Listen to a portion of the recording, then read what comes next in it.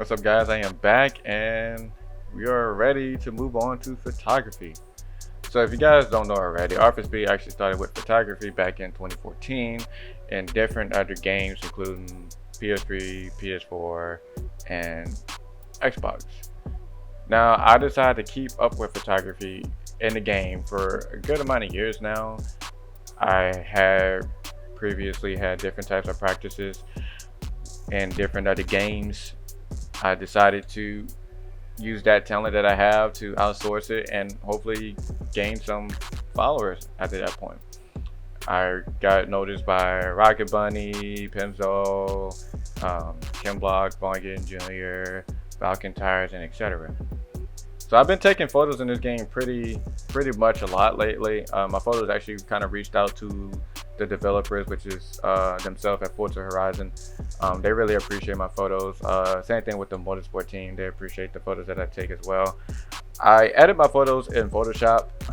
A lot of people love to ask me where do I edit my photos from, and Photoshop is really the only place that I get my photos.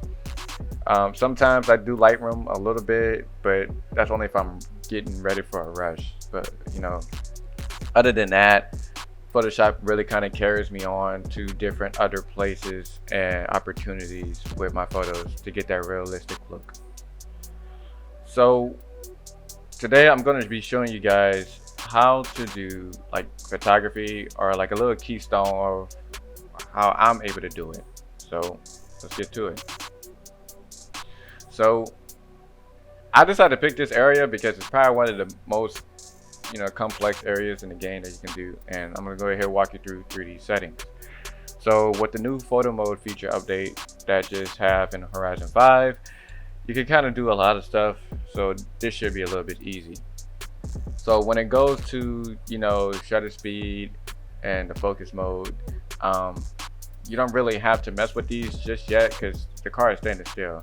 But the difference between tracking and panning is the tracking if you want to track the car.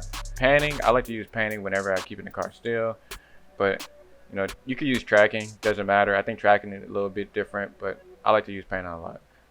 I like to put my focus to at least about like 50. I mean, you can go higher, up to you. It really just depends on what type of photo you're taking and how it's the lighting.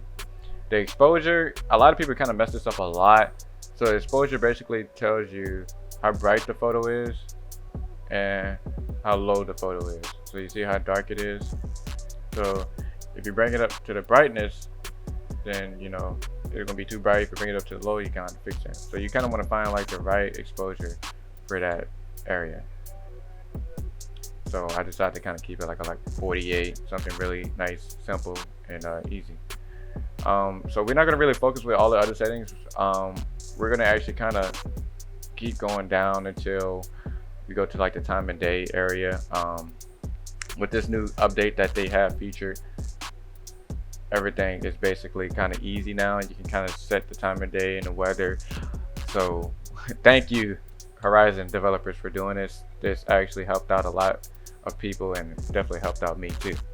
So you could just pick a time and day and weather of your own liking, and you can basically kind of adjust what you want.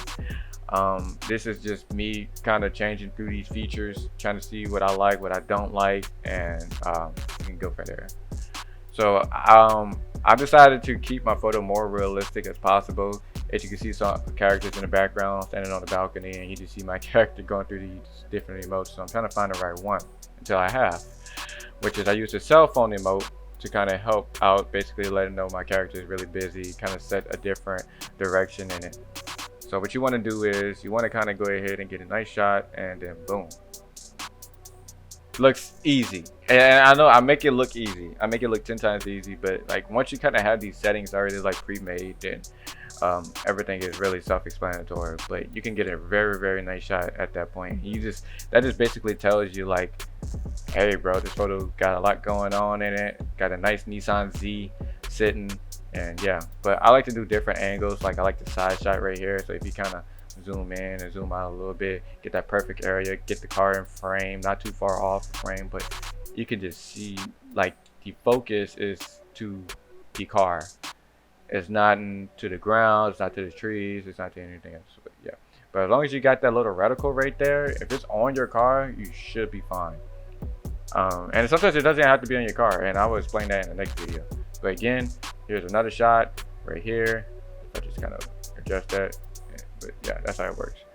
So the guidelines feature, this is going to be a fun one. So I don't know if you guys know about the guidelines, but this basically kind of help you out or pre-crop your photo and what it's going to look like on social media. I like to do 1.1, and this basically is the Instagram post feed, and this would basically justify what your photo would look like once you upload it on Instagram. Same thing with Twitter and so on forward. So this was a really good feature to have. You know, you don't actually have to like crop anything. You just kind of have Instagram kind of zoom in, and then boom, you kind of basically have it.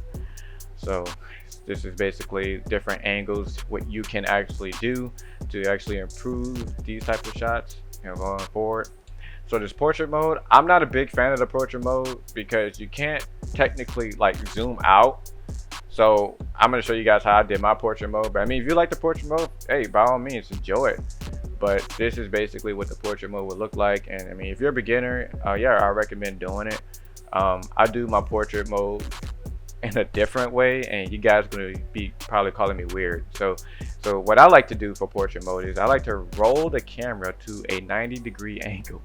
And I have to break my neck every single time just to get that shot. So, I mean, I do this all the time, man. So that's exactly how I get my like portrait shots and for like IG stories and everything. Because it's much cleaner on IG than anything else. And it brings that HD comparison. So, yeah, it's just one of those things that, you know, I just have to go ahead and do. So, you know, you got to risk it for the biscuit with these shots. So, yep.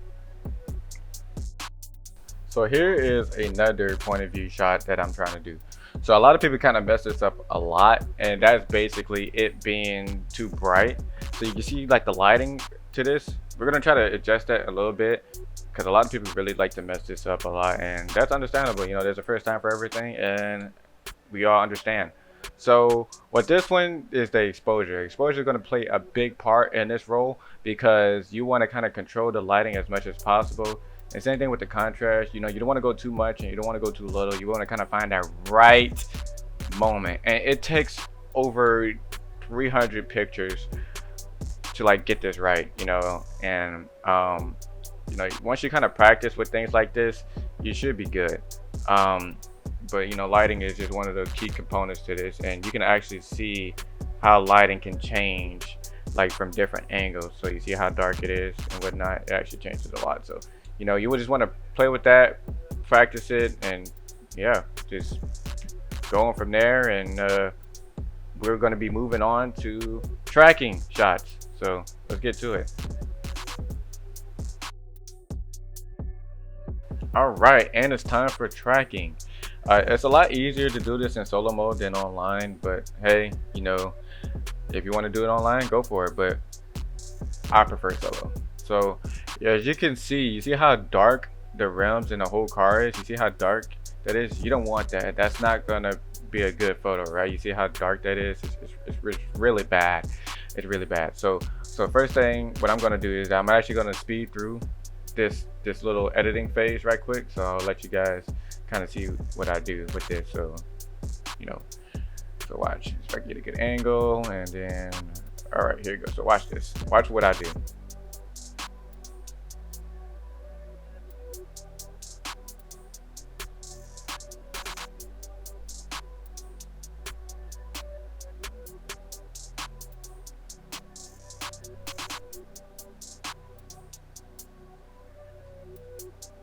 And then boom.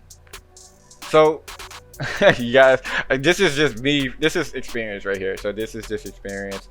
And like I said, I normally get these in like solo mode, so like my photo might not be as accurate, but you can see the difference between tracking and panning. Tracking is actually getting the car in speed position. So yeah, and the focus, I kind of raise up the focus a little bit higher because the car is kind of moving at a certain pace. Exposure, you have to turn that up. Now the aperture is something really important too. I'm going to talk about that in a little bit, but you know, you can just basically see all the settings that I have done, and that kind of helps you out. So with the aperture, if you put this aperture a little high, you're gonna actually start seeing what it would do to the car. So basically, the lower the aperture, the better. And if you put the aperture very, very high, you see how the photo looks like everything just looks like blurry. Um, you don't really want that if you're trying to get the whole car. You kind of want to have the aperture up if you're getting very, very close shots. So say for instance, if I take the front axle, you see how you can see the Nissan Brembo brakes looks, and you see the GTR logo on the front fender. So that will only work for like close-up shots. So if you're really trying to get that detail perspective, then yeah.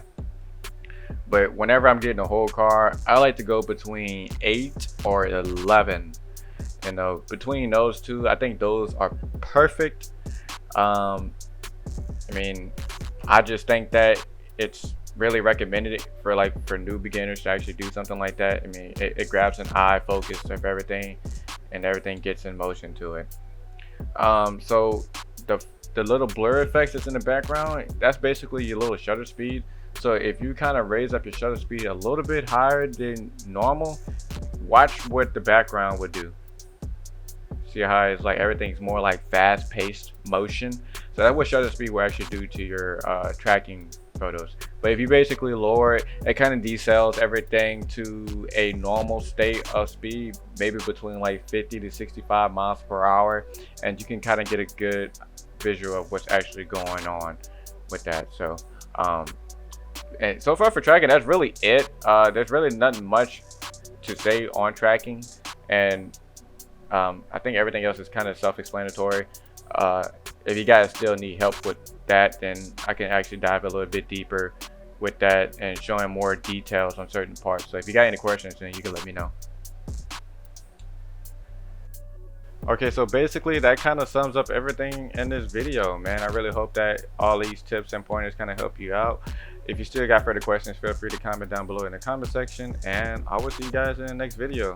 Peace.